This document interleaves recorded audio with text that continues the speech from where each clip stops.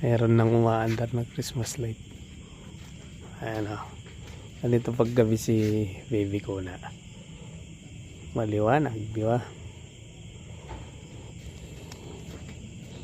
May mga Christmas light na si Mrs. Oh. Tapos may linoleum siya nalagay.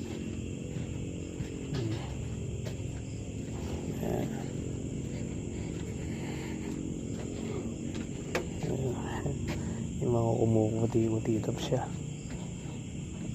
Kompleto sa ilaw si baby. Ano, napakain na yung mga aso namin.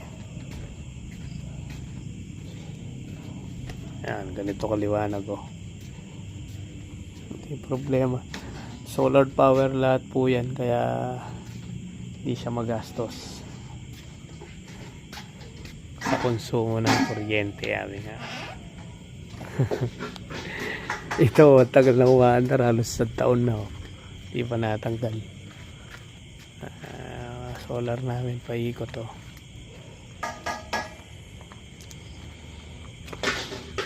Pati dito sa side maliwanag yan. Ayun na.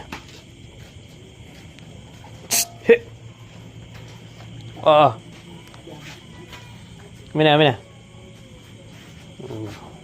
Gabi kumakain tayo. Tara. Tita, iili mo na yung abe yan. Bakit? Dito ta. Dami oh. Magulo tong alaga. Dali, ikaw diyan ka. Ikaw pinakamagulo eh. May sarili silang plato.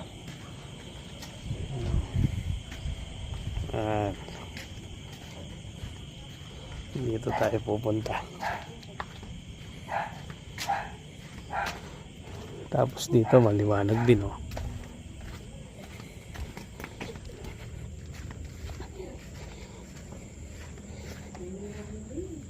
Ito sinarado muna. Ayan oh. Sige Tiger, kain ka na. Si Brown oh. Dito kailangan malagyan ng ilaw. Ipaanda rin natin siya. Tingnan nyo gaano kaliwanag to. Ayan o. Ayan ang pasilyo.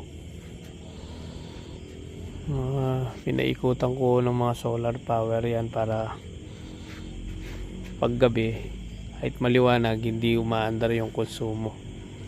Kaya iba pa rin ang yung mga pailaw paggabi dahil sulok ko kami dito sa lugar. Go